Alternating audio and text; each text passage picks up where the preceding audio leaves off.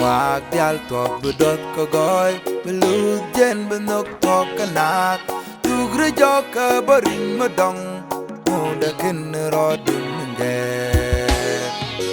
Wag dial tok bedot ko goy Belut jen benok tok kanak Tugre joka baring madong Muda kin rodun ngger Jira sop ke pide yechu Jedwer kanang joyan Oh bienong goy rei perdu Ken rodu tinkwan Jira sop ke pide yechu Jedwer kanang joyan Oh bienong goy rei perdu Ken rodu tinkwan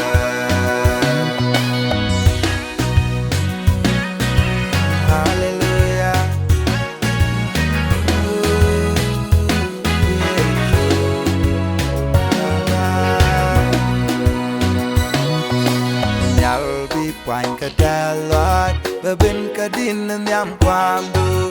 đúng mức cần nữa cha có qua để tên nước cả anh thèm mê nhau đi quanh cả đà loạt và bên cả đinh nên nhắm quang đủ đúng mức cần nữa cha có qua để tên nước cả anh thèm mê chỉ ra sốc cả khi đỡ nhớ chú chỉ đỡ cả năng dội dàng Oh, bienong goy rei perdu Ken rodu tinkwan Jira sop ke kwida yechu Jidwer kanang joyan Oh, bienong goy rei perdu Ken rodu tinkwan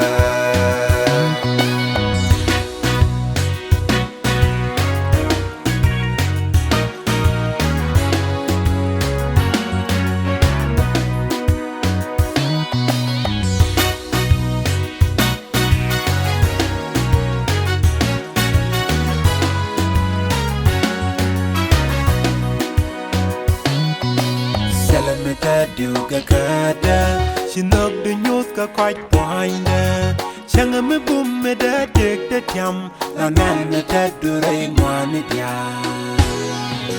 Sele me ta điều cả kada Chinok du nyut ka quite poinda Changa me bum me da tek da tiam La nan me ta du rei mwani dia Jira sop ke kwida yechu Jedwer kanang joyan Oh bienong goy rei perdu Ken rodu tinkwan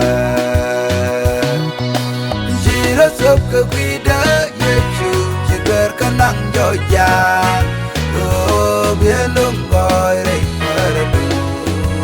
Ken rodu tinkwan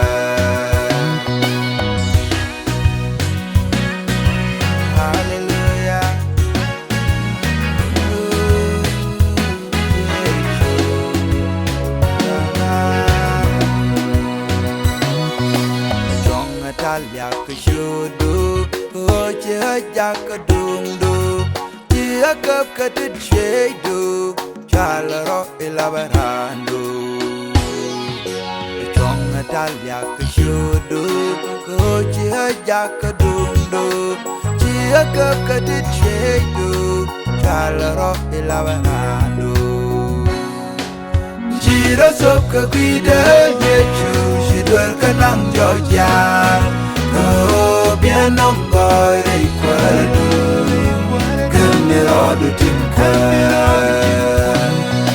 Jira sop ke kwida yechu Shidwer kanang joyan Oh, bienong goy rei perdu Ken rodu tinkwan